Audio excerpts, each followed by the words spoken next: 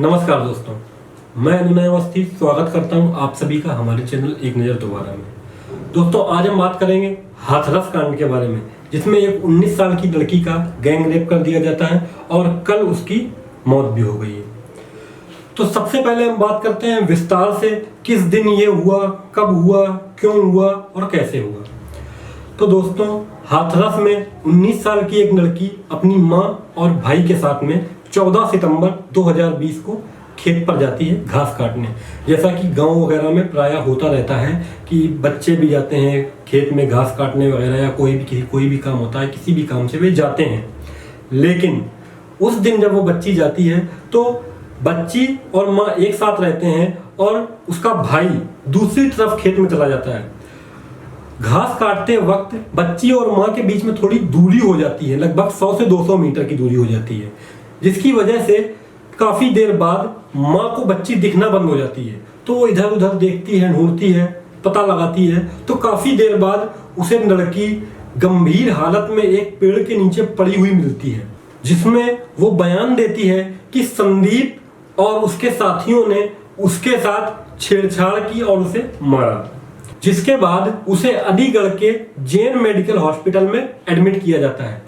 काफी दिनों तक वो लड़की जिंदगी और मौत से लड़ती रहती है। जब जैन मेडिकल में उस लड़की की हालत काफी ज्यादा गंभीर हो जाती है, जब केस उनके हाथ में नहीं रह जाता है, तो सोमवार को यानी कि 28 सितंबर 2020 को दिल्ली के सफदरगंज हॉस्पिटल में शिफ्ट कर दिया जाता है। वहां पर भी वो लड़की 24 घंटे से ज्यादा नहीं रह पाती है। कल सुबह ही उस लड़की ने अपनी जिंदगी की आखिरी सांसें ले ली। अब मेन मुद्दा ये आता है कि पुलिस का और प्रशासन का कहना है कि लड़की के साथ रेप हुआ या नहीं हुआ। इस चीज को वो मेडिकल रिपोर्ट आने के बाद साबित कर पाएंगे, मेडिकल रिपोर्ट आने के बाद बता पाएंगे।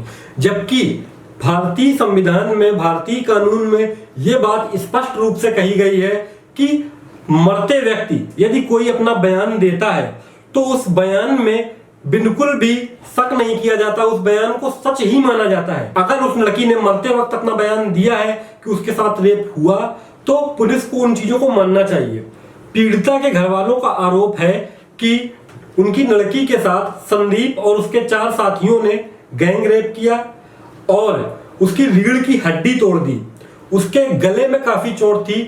पीड़िता ने यह बयान में भी अपने बताया है कि उसी के रुपट्टे से संदीप ने उसे खींचा, गला पकड़ के गले से उसके रुपट्टे को खींचा, जिसकी वजह से उसकी गर्दन में भी चोट आई। और पीड़िता के घर वालों का यह भी आरोप है कि उनकी बच्ची की जीभ काट दी गई ताकि वो मदद के लिए किसी को बुला ना सके, पुकार ना सके। हालांकि पुलिस ने इस बात को नकारते हुए ये कहा है कि जब किसी को गले से पकड़ करके खींचा जाता है तो उसकी जीभ दांतों के बीच में फंस करके कट जाती है, किसी ने उसकी जीभ काटी नहीं। अगर पुलिस इस तरह का बयान दे रही है तो वो किसे बचाने की कोशिश कर रही है? क्या वो अपराधियों का साथ दे रही है? यदि ऐसा है भी कि पीड़िता को गले से रुपट्टे के साथ खींचने की वजह से उसकी जीभ कटी, तो जीभ कटी तो उन्हीं अपराधियों की वजह से ना। पहली बात तो इस तरह का कोई मामला आज तक नहीं आया कि गले से पकड़ के खींचने से जीभ का कट जाना। इस तरह का कोई मामला आज तक सामने नहीं आया। लेकिन पुलिस इस मामले में किसको बचाने की कोशिश कर रही है? अगर वो ये कह रही है कि जीभ दांतों के बीच में फंस करके कट गई। और पुलिस की बर्बरता तब सामने आती है जब लड़की की मौत हो जाती है। आप इस चीज को समझने की कोशिश कीजिएगा कि कल सुबह पीड़िता की दिल्ली के सफदरगंज हॉस्पिटल में मौत हो जाती है। उसके बाद कल ही रात को उसे वहां से लाया जाता है हॉस्पिटल से, तो उसे उसके गांव तक भी नहीं पहुंचने दिया जाता। रातों रात उसका अंतिम संस्कार कर देती है पुलिस। पीड़िता के घर वालों के अनुसार वे हिंदू परिवार से बिलोंग करते हैं और हमारे हिंदू समाज में ये नियम है कि सूर्यास्त के बाद यानी कि रात को किसी का भी अंतिम संस्कार नहीं किया जाता है। उनके कहने का ये तात्पर्य था कि पीड़िता को पहले उनके घर लाया जाए, उसके बाद सारे नियमों के अनुसार, जो कि नियम होते हैं, जैसा कि हमारे हिंदू धर्म का रिवाज है कि कोई भी लड़की जब चाहे उसकी शादी हो या फिर भगवान ना करे किसी के साथ ऐसा हो, लेकिन यदि उसकी मृत्यु भी हो जाती है तो उसे हल्दी लगाकर विदा किया जाता है। शादी के टाइम भी लड़की की विदाई इसी तरह से होती है और अगर उसकी मृत्यु हो जाती है तो भी उसकी विदाई इसी तरह से होती है। पीड़िता की माँ रो रो कर इस बात की मांग करती रही कि उसे उसकी लड़की की विदाई अच्छे से कर लेने दी जाए, लेकिन पुलिस प्रशासन ने ऐसा कतई नहीं होने दिया। उन्होंने जबरदस्ती बर्बरता के साथ बिना गांव में ले जाए उस लड़की का रातों रात अंतिम संस्कार कर दिया। अब सवाल ये खड़ा होता है कि आखिर पुलिस बचाना किसे चाहती है? किन सबूतों को मिटाने के लिए उसने पीड़िता का रातों रात अंतिम संस्कार कर दिया? क्यों हुआ ये? हमारे संविधान और कानून के आधार पर ये सबको एक समान अधिकार दिया गया है कि उसकी मृत्यु के बाद, चाहे वो अपराधी ही क्यों ना हो, उसका अंतिम संस्कार उसके धर्म के अनुसार होना चाहिए। लेकिन यहाँ पर ऐसा क्या था जिसे छुपाने के लिए उसका अंतिम संस्कार रातों रात कर दिया जाता है? पीड़िता के घर वालों को उससे मिलने नहीं दिया जाता है। अंतिम विदाई तो छोड़िए, आखिरी बार मरने के बाद देखने तक को तरस जाते हैं उसके घर वाले। पीड़िता को अस्पताल से वापस लाने के बाद उनके घर की महिलाएं एम्बुलेंस के सामने लेट जाती हैं कि जब तक उनके घर की बच्ची को उनके घर पर नहीं ले जाया जाएगा, वे चाहती थी कि घर से बच्ची की विदाई की जाए, घर से उसे विदा किया जाए। इसलिए वे एम्बुलेंस के सामने लेट जाती हैं, आंदोलन करती हैं कि बच्ची को घर ले जाया जाए। उसके बाद वे अपने नियम के अनुसार, रीति रिवाज के अनुसार बच्ची का अंतिम संस्कार करेंगे। लेकिन पुलिस बर्बरता से जबरदस्ती उन महिलाओं को, उन लोगों को रास्ते से हटा करके जबरदस्ती अंतिम संस्कार कर देते हैं। और तो और सुनने में यह भी आ रहा है कि अंतिम संस्कार में जो हिंदू धर्म में घी और कपूर का इस्तेमाल किया जाता है, उसकी जगह पेट्रोल, डीजल या केरोसिन का इस्तेमाल करके उस लड़की को जला दिया गया। अब इन सब बातों पर अगर प्रश्न ना उठाए जाए तो क्यों ना उठाए जाए? प्रश्न तो उठेंगे ही और जवाब भी देना पड़ेगा। ये पुलिस की जवाबदेही होगी, ये योगी सरकार की जवाबदेही होगी। हालांकि योगी सरकार ने ये कहा है कि पुलिस उन्हें 7 दिन में रिपोर्ट देगी। हालांकि सभी जो अपराधी हैं चारों, उनको भी अरेस्ट कर लिया गया है। लेकिन इस मामले में क्या न्याय जल्द से जल्द होगा या निर्भया की तरह 7 साल इंतजार करने के बाद आएगा न्याय? और उसमें भी निर्भया कांड में आप भी जानते हैं कि एक आरोपी को बरी कर दिया गया था क्योंकि वो नाबालिग था। अब जब प्रेस और मीडिया पुलिस वालों से जवाब मांगती है, पुलिस वालों से पूछती है कि ये क्या हो रहा है, आप किसे जला रहे हैं, क्यों रातों रात अंतिम संस्कार कर रहे हैं, तो पुलिस के पास कोई जवाब नहीं है। पुलिस के अधिकारियों का कहना है कि हमें कुछ नहीं पता, हम किसी भी तरह के प्रश्न का जवाब नहीं दे सकते हैं, हमारी यहाँ पर सिर्फ ड्यूटी लगा दी गई है और हमारी ड्यूटी ये है कि हम यहाँ से आगे किसी को ना जाने दें, तो हम यहाँ से आगे नहीं जाने देंगे। बाकी के प्रश्न आप डीएम साहब से करिए। इस चीज का साक्षात्कार हम आपको दे रहे हैं, आप स्वयं देख सकते हैं कि किस तरह से पुलिस ने जवाब देने से साफ इनकार कर दिया। आप लोग चले जाओगे? सर मुझको एक बार बस बता तो दीजिए कि बॉडी है कि क्या है? मुझे सर राइट नहीं है बोलने का। मैं 3rd क्लास का एक पुलिस ऑफिसर हूँ। जल क्या रहा है आपके सामने? 3rd स्केल का पुलिस ऑफिसर हूँ। मुझे बोलने का अधिकार नहीं हिंदुस्तान में। आप लोग खड़े, किसी को तो पता होगा मैं क्या कोतवाल हो सकता हूँ पर बोल नहीं सकता हूँ मैं। अच्छा कोई तो बता दे सर, हमको जरा बता दीजिए। जो बोल सकता है वो बोले। नहीं कौन, ये क्या चल रहा है इतना बस बता दीजिए सर, बस इतना सा मुझे बता दीजिए।